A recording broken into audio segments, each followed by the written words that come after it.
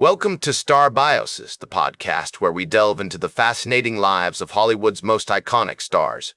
Today, we're shining the spotlight on a true legend, a master of cinematic comedy, and a pioneer in the art of silent filmmaking, the one and only Charlie Chaplin. With a career spanning over 6 decades, Chaplin's impact on the entertainment industry is still felt today, and his timeless characters continue to captivate audiences around the world. As we step into the world of Charlie Chaplin, imagine yourself transported to the foggy streets of London in the late 19th century. The sound of horse-drawn carriages echoes through the air, while the smell of coal smoke and freshly baked bread wafts from the nearby bakeries. It's here, in the working-class neighborhood of Walworth, that our story begins. Born on April 16, 1889, in a small apartment above a shop, Charles Spencer Chaplin was the son of Charles Chaplin Sr., a struggling musician, and Hannah Hall, a singer and actress. The early life of Charlie Chaplin was marked by poverty, hardship, and an unwavering passion for the performing arts. As a child, Chaplin would often accompany his mother to the theater, where she would perform in music halls and vaudeville shows. These experiences not only sparked his interest in entertainment, but also instilled in him a deep appreciation for the art of storytelling. The music halls of London were a far cry from the glamorous theaters of today. They were rowdy, smoke-filled venues that hosted a variety of acts, from comedians and acrobats to singers and dancers. The air was thick with anticipation, as audiences waited for their favorite performers to take the stage. For young Charlie, these visits were a revelation, a chance to escape the hardships of his daily life and enter a world of wonder and enchantment. Chaplin's childhood was far from idyllic, however.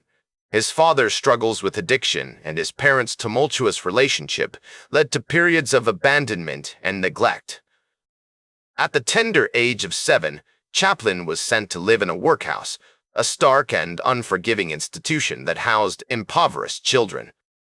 This traumatic experience would later influence his portrayal of the little tramp character, with its trademark toothbrush mustache, bowler hat, and tattered coat. The workhouse was a bleak and intimidating place, where children were forced to endure long hours of hard labor and meager rations. For Chaplin, it was a harsh introduction to the realities of poverty and the struggles of growing up without a stable family environment. Yet, even in the midst of such hardship, Chaplin's natural talent and creativity began to shine through. He would often entertain his fellow inmates with impromptu performances, using humor and wit to lift their spirits and momentarily forget their troubles. The late 19th century was a time of great social change in England, with the Industrial Revolution transforming the urban landscape and creating new opportunities for entertainment. Music halls, in particular, were booming, offering a platform for talented performers like Chaplin's mother to showcase their skills. Young Charlie would often sneak into these venues, mesmerized by the comedians, actors, and musicians who took to the stage. As Chaplin entered his pre-teen years, he began to develop his own talents, honing his skills as a singer, dancer, and actor. He attended the Central London District School for Paupers, where he received a basic education and was encouraged to pursue his creative interests. It was during this period that Chaplin formed a close bond with his brother Sidney, who would later become a successful actor and director in his own right. The Chaplin brothers' early lives were marked by a series of relocations, as their mother struggled to make ends meet. They moved from one impoverished neighborhood to another, often relying on the charity of friends and family to get by.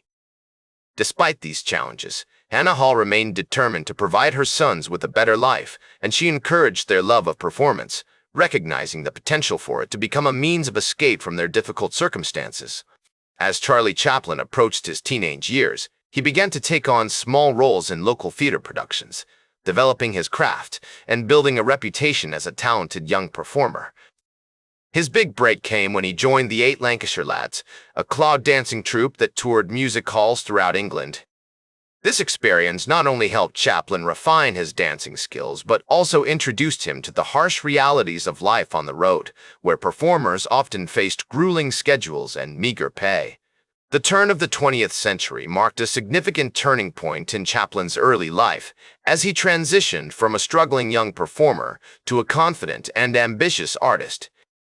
With his mother's health declining and his family's financial situation precarious, Chaplin knew that he had to take bold action to secure his future in the entertainment industry. Little did he know that his next move would set him on a path to international stardom, forever changing the face of comedy in cinema. As the 20th century dawned, Charlie Chaplin's career began to gain momentum, like a locomotive chugging out of the station, gathering speed and steam as it traversed the landscape of vaudeville and cinema. In 1908, he joined the Fred Carnot comedy troupe, a renowned vaudeville group that showcased his talents as a comedian and actor, much like a master chef presenting his pièce de résistance to a discerning audience.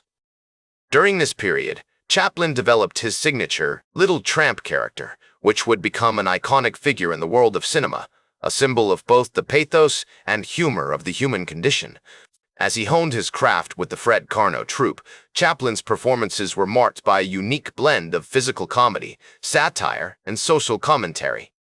His tramp character, with its toothbrush mustache, bowler hat, and tattered coat, was a masterful creation, embodying the struggles and triumphs of the common man. The tramp was both a reflection of Chaplin's own experiences as a poor, working-class boy from London's East End, and a universal symbol of resilience and determination. Chaplin's time with the Fred Carnot troupe took him to the United States, where he toured extensively and honed his craft in front of diverse audiences. In 1910, he arrived in New York City, a hub of creative energy and innovation, where the bright lights and bustling streets seemed to reverberate with the hum of artistic expression. It was here that Chaplin first encountered the burgeoning film industry, which would soon become his medium of choice. He began working with the Keystone Studios, a prominent film production company, and quickly established himself as a talented comedic actor. One of Chaplin's earliest successes came with a 1914 film, Making a Living, a comedy short that showcased his unique brand of physical humor and satire. The film's narrative, which revolved around Chaplin's character attempting to make a living as a journalist, was marked by a series of hilarious mishaps and misadventures. However, it was his work on The Tramp, released in 1915, that truly cemented his status as a cinematic icon. As Chaplin's star continued to rise, he began to exert more control over his work, writing, directing, and starring in many of his films. The 1916 film, The Floorwalker, marked a significant milestone in this regard, as it was the first film in which Chaplin served as both director and star. This creative freedom allowed him to explore new themes and ideas, pushing the boundaries of what was possible in the medium. With each successive film, Chaplin's artistic vision became more refined, his unique voice and perspective resonating with audiences around the world.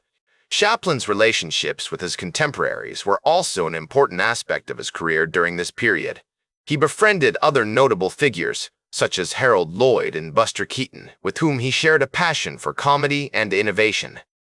These friendships not only influenced his work, but also helped to shape the broader cinematic landscape.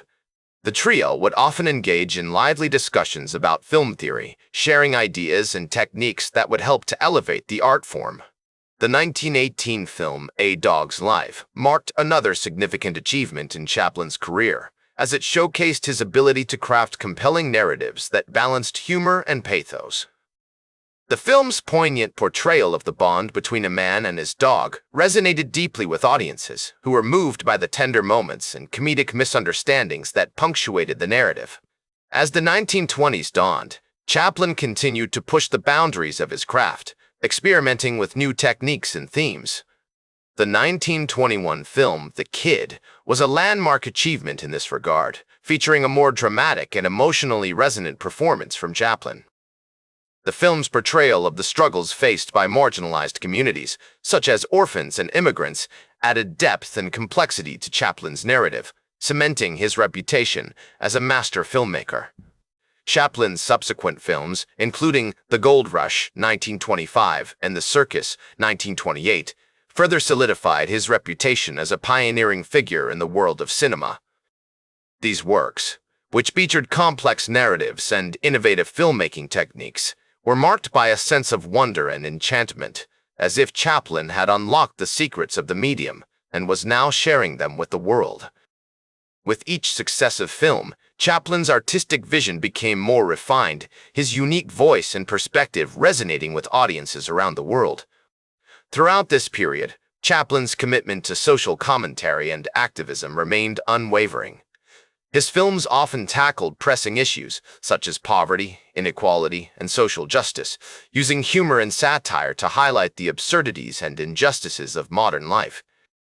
As a result, Chaplin's work not only entertained but also educated and inspired audiences, fostering a sense of empathy and understanding that transcended borders and cultures. As the 1930s unfolded like a canvas of contrasts, Charlie Chaplin's career continued to evolve, with a growing focus on social commentary and activism that would become the hallmark of his legacy.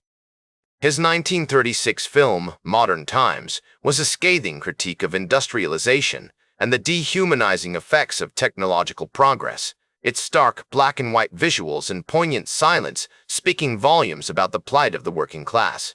Chaplin's own experiences with poverty and hardship informed his portrayal of the Little Tramp character, a lovable vagrant who navigated the treacherous landscape of urban poverty with a mixture of pathos and humor.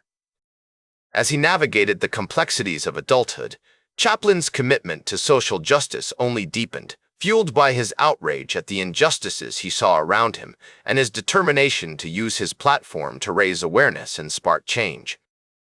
His involvement in the production of Modern Times was a labor of love, with Chaplin not only directing and starring in the film, but also composing its iconic score, which added an extra layer of emotional depth to the narrative. The 1940s saw Chaplin release some of his most personal and experimental works, including The Great Dictator, 1940, and Monsieur Verdoux, 1947. The former film, in which Chaplin plays a Jewish barber who becomes embroiled in a struggle against a fascist dictator, was a bold response to the rising tide of Nazism in Europe, its satire biting and incisive as it skewered the pretensions of totalitarian regimes. The latter film, a dark comedy about a serial killer, showcased Chaplin's willingness to push boundaries and challenge his audiences, exploring themes of morality, free will, and the blurred lines between good and evil. As the years passed, Chaplin's personal life became increasingly complicated, like a tapestry woven from threads of triumph and tragedy. His marriage to Una O'Neill, which had begun in 1943, was marked by periods of turmoil and separation as the couple navigated the challenges of Chaplin's fame, his intense creative focus, and the scrutiny of the media and the public. In his later years, Chaplin's health began to decline, and he suffered a series of minor strokes that left him weakened and vulnerable, his once nimble body now fragile and susceptible to the ravages of time. Nevertheless, he remained committed to his art, driven by a fierce determination to continue creating, to keep pushing the boundaries of what was possible on screen. His final film, A Countess from Hong Kong, 1967, was released when he was 78 years old, a swan song that showcased Chaplin's undiminished creativity and his willingness to experiment with new styles and themes. As he looked back on his life's work, Chaplin reflected on the enduring power of comedy and the importance of empathy and compassion in a chaotic world. "The most important thing in communication is hearing what isn't said," he once observed, highlighting the subtlety and nuance that had always characterized his approach to storytelling. For Chaplin, the art of filmmaking was not just about conveying information or telling jokes, but about tapping into the deeper currents of human emotion, about creating a sense of connection and understanding between the audience and the characters on screen. As he entered the final stages of his life, Chaplin's legacy as a pioneering filmmaker, actor, and social commentator was already secure, his influence visible in the work of countless filmmakers who had followed in his footsteps. From Buster Keaton to Martin Scorsese, Chaplin's innovative approach to storytelling, his mastery of visual comedy, and his commitment to social justice had inspired generations of artists and activists, leaving an indelible mark on the world of cinema. Today, Charlie Chaplin is remembered as a titan of cinema, a master of the silent era who adapted and evolved with remarkable agility as the medium itself changed. His films continue to delight audiences around the world, their timeless themes and universal emotions speaking to people from all walks of life. That's all for today's Star Bios. Remember to like, share, and subscribe. And until next time, I'm Casey Gold, reminding you to keep shooting for the stars.